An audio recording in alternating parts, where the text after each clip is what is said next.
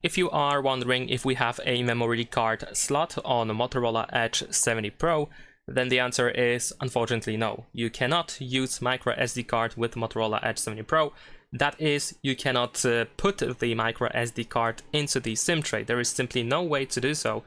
If you take a look at the microSD card size, then, and if you compare it with the SIM tray of the phone, then you will notice that the microSD card is pretty much as big as the whole SIM tray, so there is just no way to use it. There is also no indicator that you can actually use the microSD card or anything like that.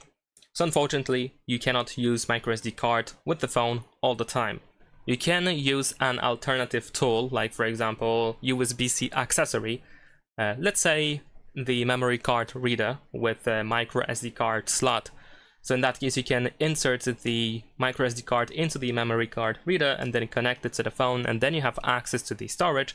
But of course, it is very inconvenient to use it on a daily basis, and most likely it is only used in certain situations where you just want to access the storage at a given moment. And that is pretty much it. Leave a like and subscribe.